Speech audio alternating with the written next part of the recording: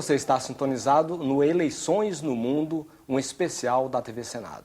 Hoje nós vamos falar sobre o sistema eleitoral, político e administrativo da Espanha. Está aqui conosco o ministro conselheiro Juan José Buitrago.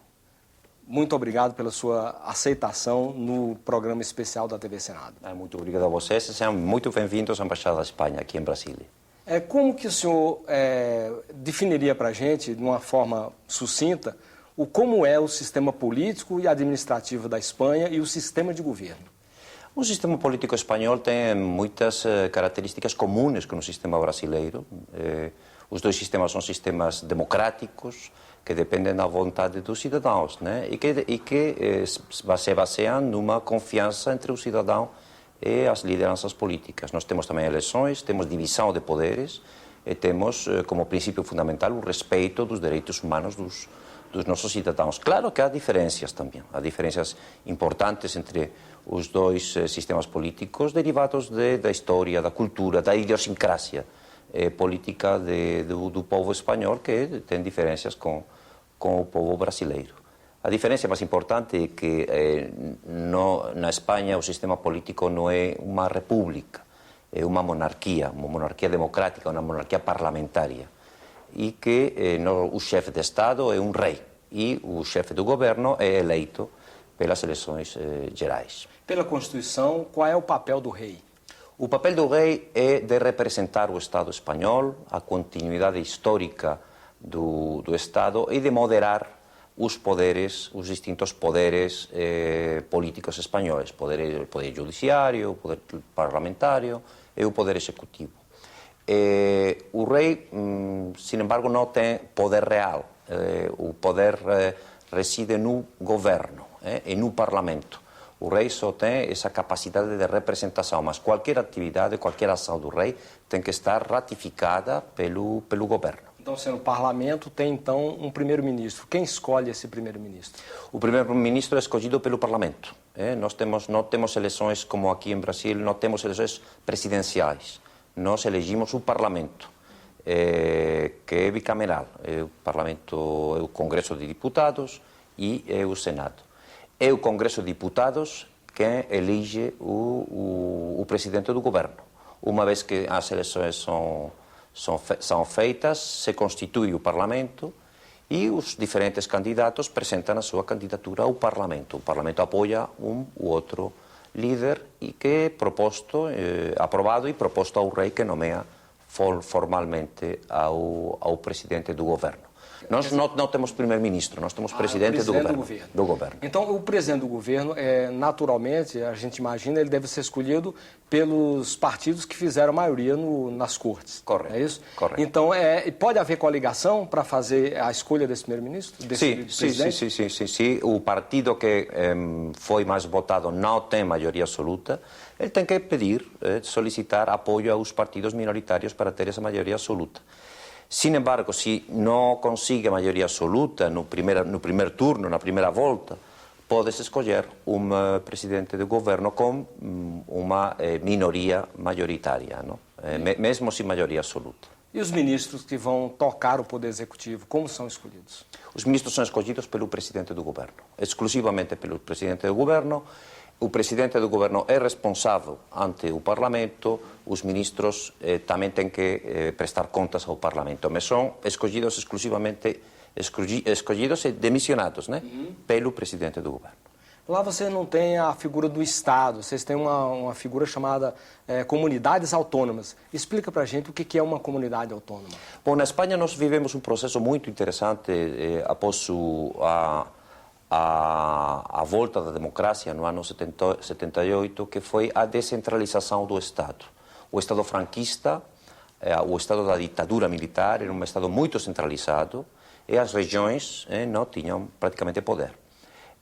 A partir da Constituição de 1978, criaram-se as comunidades autônomas. Algumas comunidades autônomas têm muita tradição, muito caráter, uma grande personalidade, como as comunidades autônomas de Catalunha, do País Basco, de Galícia, e criaram-se o resto das comunidades autônomas que compõem o Estado espanhol. Nós temos 17 comunidades autônomas. Estas comunidades autónomas, mais ou menos, são como os estados em Brasil. Sim.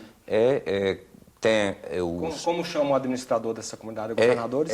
Nós não temos esse termo de governador, é o presidente da comunidade autónoma. Presidente da comunidade autónoma. E quem escolhe esse presidente da comunidade autónoma? O sistema nas comunidades autónomas é exatamente igual que a nível da União, a nível nacional. Há umas eleições parlamentárias, escolhe-se um parlamento e o parlamento escolhe, designa um presidente da comunidade autónoma que finalmente também tem que ser formalmente nomeado pelo rei, o rei da Espanha, né? E as cidades, como são governadas? As cidades são governadas por prefeitos e são eleitos democraticamente também. Sim, mas é eleito no mesmo sistema indireto? Ou... Mesmo sistema. Mesmo sistema. Nós não temos um sistema que há duas eleições, uma eleição para o prefeito, para o presidente e uma eleição para o parlamento. Só escolhemos o parlamento e é o parlamento que decide. O parlamento é mesmo o parlamento municipal, né? Quantos partidos há na Espanha? Bom, há muitos partidos na Espanha, mas de fato partidos importantes que tenham representação parlamentária a nível nacional, aproximadamente uma dúzia, aproximadamente. Mas na Espanha é uma característica interessante, na Espanha só temos dois partidos importantes. Isso é muito diferente do Brasil, não? Vocês têm mais partidos do que nós. Nós temos dois partidos que juntos aproximadamente são 95% das vagas de deputados e senadores, não? Sim, é o PSOE que está no poder. É o PSOE e o Partido Popular, o PP. Sim. Então, de fato, temos um sistema quase bipartidário. Aqui no Brasil há uma discussão muito ampla sobre a questão da campanha política. Como que é a campanha política na Espanha e quem financia essas campanhas? O financiamento é público? O financiamento cada partido vai buscar os recursos? Como é que funciona? Bom, há polêmica em todos os países que eu conheço sobre as campanhas eleitorais, não? Porque é um processo bem complicado, bem sensível. Na Espanha, as campanhas eleitorais são financiadas pelo Estado, pela administração, até um certo limite, né? Isso pode ser complementado com aportações privadas de particulares que querem financiar o partido político da sua escolha. Tudo isto está regulamentado pela lei eleitoral, que estabelece limites na financiação eleitoral. Não pode ser uma financiação privada ilimitada. Há uns limites dentro dos quais os partidos têm que ser... E a transparência sobre essas doações? Tem que ser transparentes, tem que ser declaradas. Há como fiscalizar isso? Um eleitor pode fiscalizar, pode saber quanto o candidato dele está recebendo de uma empresa X. Temos uma autoridade eleitoral que regula os processos eleitorais na Espanha. Pode-se acudir a essa autoridade para ter os dados concretos das aportações. Há uma tendência, assim, nos países do Ocidente, de modo geral, nas democracias do Ocidente, de que o poder econômico acabe prevalecendo na direção da escolha dos candidatos. Vocês têm esse problema na Espanha? Eu acho que não. Sinceramente, acho que não, e acho que em outros países também não. O que há, nesse sentido, do meu ponto de vista, tudo o contrário, um processo contrário, uma democratização das aportações, não? Graças à aplicação das novas tecnologias. Você vê as campanhas, das grandes campanhas do Partido Demócrata ou Republicano nos Estados Unidos, na Espanha está ocorrendo também, pequenos contribuintes estão entrando na participação política através da internet. E os partidos políticos estão utilizando as novas tecnologias para chegar ao pequeno contribuinte que pode aportar 10 reais, 20 reais. E isso está transformando também a forma de fazer política. Existe a propaganda gratuita, eleitoral, Existe. No rádio, na TV? Existe. E qual é a proporção? De acordo com o número de votos, cadeiras no parlamento, é a mesma coisa? É a mesma coisa. É a mesma coisa. Os grandes partidos têm mais tempo, os pequenos partidos apenas uns segundos, né? Quem tem direito de ser votado e de votar na Espanha? Bom, isso é muito simples. Os maiores de 18 anos podem ser votados e podem votar, obviamente. Nós temos um sistema que permite a votação dos espanhóis que estão mesmo fora do país. E os cidadãos nacionalizados que pediram nacionalidade espanhola podem votar? Claro, eles têm plenos direitos eleitorais, plenos direitos civis, não? Vota todo mundo. Não podem ser escolhidos os que foram condenados por diferentes motivos e privados de direitos eleitorais. Há uma série de motivos que estabelece a lei, mas é bem raro. Normalmente é um direito de caráter plenamente universal. Qual é a duração dos mandatos na Espanha? 4 anos. 4 anos. Com direito à reeleição? Com direito ilimitado à reeleição. Ilimitado? Ilimitado. Sim. E o voto é obrigatório ou facultativo? Facultativo. Sim.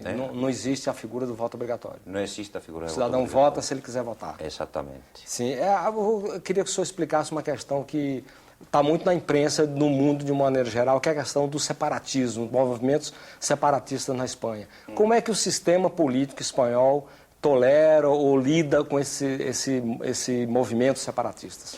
Bom, não é fácil, mas a Espanha é um país plenamente democrático e nós temos partidos políticos legais que são partidos políticos separatistas ou independentistas, não? Que procuram a independência de determinadas regiões da Espanha, particularmente na comunidade autónoma de Catalunha e do País Basco. Eles desenvolvem a sua atividade com plena normalidade dentro da lei. Dentro da lei e dentro do sistema político geral que garantiza uma enorme autonomia, uma enorme capacidade de ação às comunidades autónomas. Nós temos, talvez, um sistema dos mais descentralizados do mundo, não? As nossas comunidades autónomas têm polícia, têm autonomia financeira, têm mesmo atividade internacional, coisa que é bem esquisita em outros sistemas. Nós temos um limite, não? Na atuação dos partidos independentistas, que é o limite da lei e o limite da violência, não? Nós temos infelizmente, temos um movimento terrorista, separatista, que é a ETA, que tem uma atividade há mais de 30 anos e que causou enorme dolor a muitas vítimas na Espanha na procura da independência pelos métodos violentos e terroristas, não? Então, isso naturalmente não é permitido e são tratados não é tratado isso como um problema político, sino como um problema comum de criminosos comuns, não? Esse é o limite. O resto dos partidos de caráter independentista têm uma vida plenamente legal, mesmo se estão contra o sistema no qual eles estão desenvolvendo a sua atividade, né? E nós ficamos por aqui. Se você tiver dúvidas ou sugestões ao nosso programa, por favor, use o nosso portal www.senado.gov.br/TV. Nós agradecemos ao ministro conselheiro Juan Rodrigo Buitrago sobre a entrevista e os esclarecimentos sobre o sistema político, eleitoral e administrativo da Espanha. Até o próximo programa.